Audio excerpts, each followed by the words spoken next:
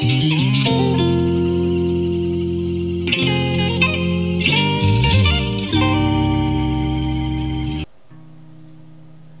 retrouvons le classeur Excel Astuces pour cette fois-ci ouvrir l'astuce numéro 24. Donc j'appuie sur le bouton rouge de l'astuce. Ici, nous avons deux tableaux. Je vais vous montrer comment ajouter vos propres unités de mesure qui vont être associées à des valeurs numériques. En l'occurrence, on peut voir ici, sur le premier tableau, qu'il y a une unité de mesure qui a été rajoutée dans la colonne E. On a rajouté euro/kilo.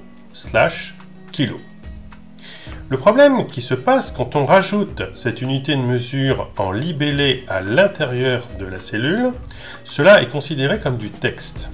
Ce qui veut dire que le 1,18 ne va pas pouvoir se multiplier par le 200.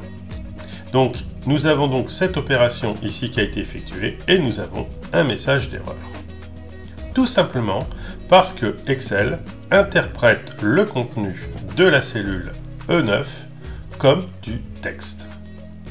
Donc pour cela, il va falloir rentrer cette information non pas en saisie de texte, mais en format personnalisé. Ce qui est le cas ici dans le deuxième tableau. J'ai des valeurs numériques, l'opération des deux valeurs numériques me donne une réponse numérique. Nous allons donc changer dans ce deuxième tableau le format des cellules.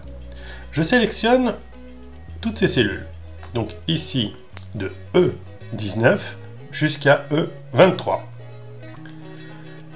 Puis je vais cliquer sur le petit bouton ici, qui est dans le groupe Nombre du ruban Accueil.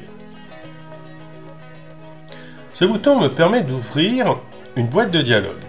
Dans cette boîte de dialogue, je vais rester positionné sur le premier onglet Nombre. Puis, je vais sélectionner la catégorie Personnalisée. Nous avons une case ici, Type, sur lequel on est en standard. On va enlever cette information standard, puis nous allons taper une codification. D'ailleurs, on le voit en dessous, il y a plusieurs codifications qui existent déjà. Je tape ceci. Donc, nous commençons par un dièse, espace, dièse, dièse, dièse, virgule. Donc ça, c'est pour représenter les valeurs numériques sous forme de milliers.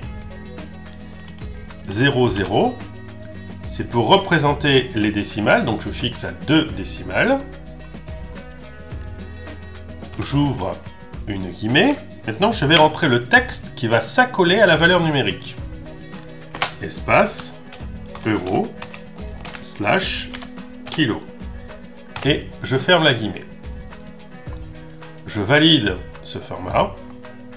Et nous voyons effectivement automatiquement l'information ici qui a été retranscrite, puisque nous avons bien les numériques et les textes qui sont associés, et l'opération à côté ne donne plus un message d'erreur. Donc en effet, Excel a considéré la valeur numérique des informations qui sont dans la colonne E, mais il nous fait un affichage de l'unité de mesure qui est associée à l'unité de valeur.